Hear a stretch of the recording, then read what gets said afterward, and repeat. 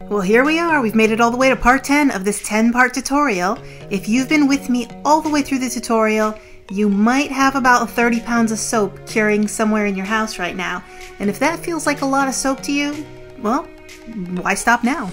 In this episode of Thermal Mermaid, we're making these colorful lava bubbles. I'm going to introduce you to this neat design, and we still have a few more tips on working with your soap batter before we end this series. Now, you've heard me say in the past that oils are oils are oils, and as long as your recipe is balanced and the oils are fresh, they don't really make a difference. Well, as you start to become more experienced, you'll start to realize that there are some exceptions to that rule. And I'm going to try to demonstrate a subtle difference in this upcoming project. We also have one more trick up our sleeve in working with our fragrance oil. But first, if you've landed on this video first in this series, I'll be sure to let you know that along with this tutorial is a recipe and a step-by-step instructions that are ready to be printed for when you're ready to try this at home. You can find this recipe and all 10 of the Beginner Cold Process series in Section 2 of the Thermal Mermaid Soap Makers Course and Resources. The members directory is separated out into 10 lessons for hobby and business, and then a full members directory with additional recipes and tutorials. If you haven't made it over to the members directory yet, you can get easy access to these printable recipes over at the Facebook group Thermal Mermaid Soap and Bath Making. I have a list of beginner recipes to go along with each tutorial posted under the link that says Files. Now, don't forget to subscribe to this channel before you run over to Facebook. This might be the last tutorial, but I have plenty more projects lined up for cosmetic and bath lovers, so if you enjoy this tutorial, you'll love future episodes. Before we move into our project, let's do a quick recap on the past 9 episodes.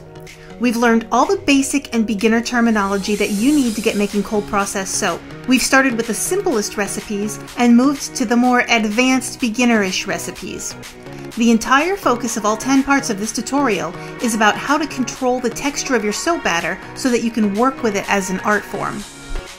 We've spent a lot of time sorting out oils, starting with recipes from the heaviest, thickest to the lightest, thinnest. And if you're a beginner, you should have a ton of content in this tutorial to keep you busy for a long time. So let's get into this project. In front of me, I have a very popular design that everyone was doing a few years ago all over the internet. If you've been around, you'll know that this is a version of the dancing funnel. Now, I've changed the title to the lava bubbles, and I'll tell you why. As I was working on this design with one of my nieces, I remembered that this isn't exactly a beginner's design. It's a little bit more advanced. Now, it's not actually hard to do. Once you see it, you get it the first time, and the recipe that we're working with works beautifully for this design, so that part's out of the way. But it takes a little coordination and practice to make it come out perfect. And I thought by calling it something else, and by putting this design in loosely so that it looks like those free-floating lava lamp bubbles, that'll take the pressure off trying to do more advanced things if you're watching this and you're still a beginner. So you'll still get the technique out of the way, and then I can focus on what I think is more helpful information for a beginner for this lesson. And it's this design that can demonstrate that. I hope that makes sense. Basically, this is what I wished I had learned earlier than later. You'll notice that when we start migrating toward thin trace recipes, we get heavier in the olive oil. Olive oil takes the longest to trace, and by increasing the amount, your recipes are friendlier to those wispy swirls. Now, when you're first starting out, you'll notice a variation in price among olive oils on the store shelves. Pomace olive oil is considerably cheaper than virgin olive oil, and that's because pomace is a lesser food grade than virgin olive oil. Now, for soap making, they both make a fine quality of soap, but pomace oil traces faster and thicker than virgin olive oil. And if your recipe is trace sensitive, you might get a better result if you choose virgin over pomace. This might sound very subtle, but it does make a difference. In these 2 batches of soap, I'm going to try to show you this difference. In the purple and cream soap, I'm going to use pomace olive oil, and in the pink and cream soap, I'm going to use extra virgin olive oil. Now, the recipes are identical, and I'm going to go through all the same steps, trying to keep the same rhythm, and of course, no, this is not exactly scientific because soap can be a little bit persnickety, and there could be variables in my kitchen that I'm not in complete control of, temperature and things like that. But I'm going to replicate these 2 recipes as closely as I can, and you should be able to see a difference. Beginning with the Lye Water Solution, I'll add 12.16 ounces of cold distilled water and 4.43 ounces of lye crystals. We're making 2 pounds of soap, In the past, you've been watching me make 3-pound recipes, and that's because this time I'm using a smaller mold. This is a 10 by 6.5 inch mold. Once you trim the edges a little, your bars will be about 5 by 3 by 1 inch, so 8 nice sized bars at about 4 ounces apiece. The oils for this recipe are 12.8 ounces of olive oil, 6.4 ounces of avocado oil, 6.4 ounces of coconut oil, and 6.4 ounces of lard. Now during this project, we want to make every effort to keep the trace as thin as possible, so we only mix the lye water solution and the oils when they're both at room temperature. I'll mix this lightly, and then we'll go ahead and add the fragrance oil. Today I'm using lavender mint. This is a nice clear fragrance oil, and it has no reputation for affecting the soap batter. Now, what happens if you want to use a fragrance that accelerates just a little bit, or maybe you read that it doesn't accelerate, but you're not quite sure because you're about to try something new? You can go the extra step and influence the oil a little bit by warming it up just a little before you add it to the soap. Here I've poured an ounce, and I'm just going to let it float in hot water for a minute before I add this. If you have any suspicion that your oil could influence the batter, you can slow down the effect that way. Now moving forward, I'm going to show you 2 batches of soap that I've made separately, and I've edited them together so that you can see the comparison. So I've made a 2-pound batch in front of you, and then I quickly followed that up with the second batch where I only replaced the pomace with the extra virgin olive oil. In the first batch, I've split the soap into 2 parts. I'm putting 1.5 teaspoons of soapberry purple in one side and 1 teaspoon of titanium dioxide in the other. Now these are all mixed in well, and then I'll make a third part by pouring them together to get a perfect medium shade of the 2 of these.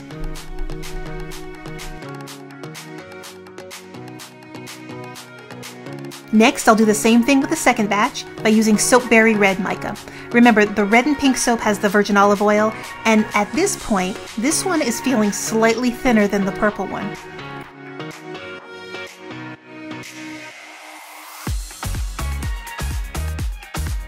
So now that these are done, I'll need to transfer these into ketchup bottles so we can start the design. This design is created by piling up a series of small circles in alternating colors.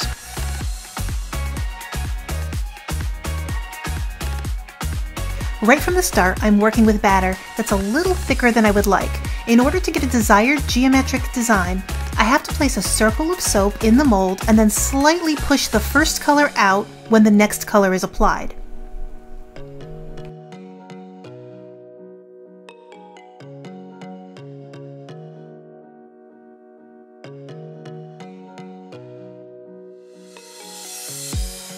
Here in the pink design, you can see this happening easily at the beginning of the design. The trace is so thin that it's even hard to control, and the circles are pouring into one another easily.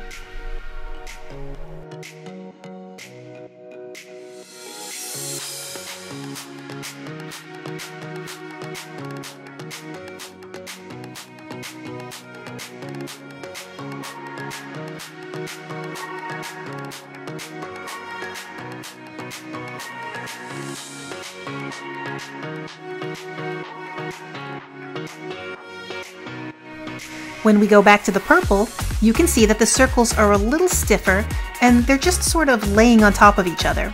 Now this will give us less of a geometric pattern and more of a blobbed lava lamp look, which is absolutely fine, but you can see how the texture can affect the design that you're working with.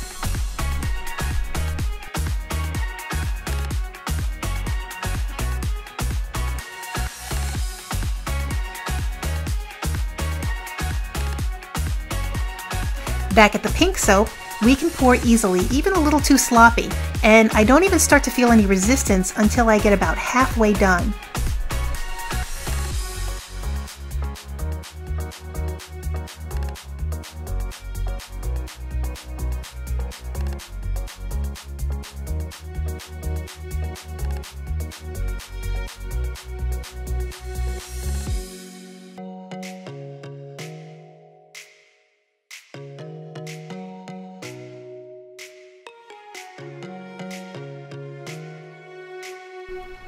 By the time I'm halfway done with the purple, I'm less concerned with the pattern and I'm more concerned with getting the rest of it poured into the mold.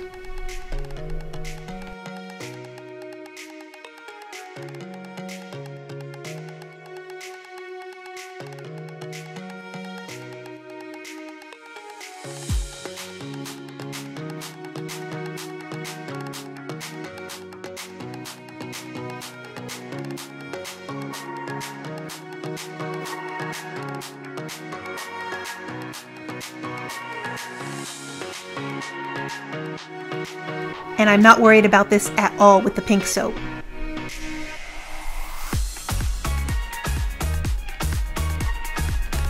This one is pouring out just fine, and I can even refill the bottles without a hassle.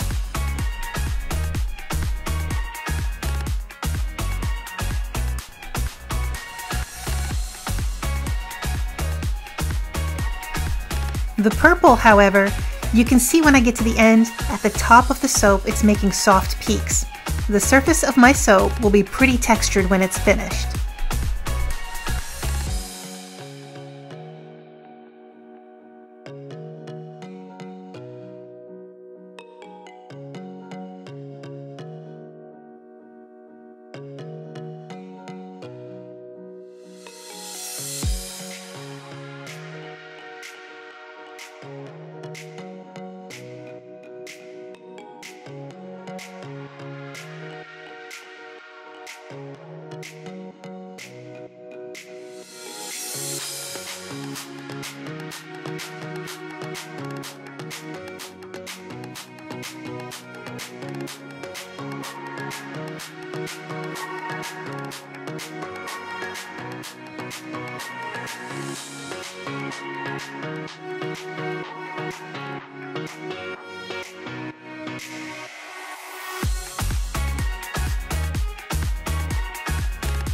Not the pink, however. This one pours pretty flat all the way to the end.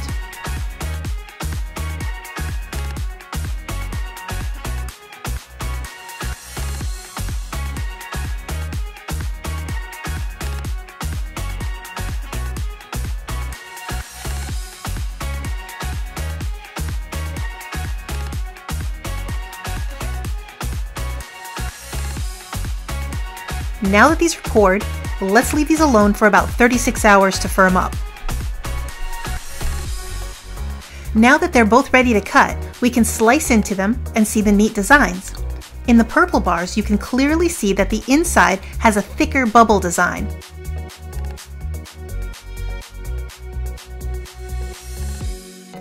While with the pink, you can see the rims of the circles. Both designs are great, and both oils produce the same quality of soap. But this subtle difference is a little trick up your sleeve that you can use when you want to start trying more advanced designs.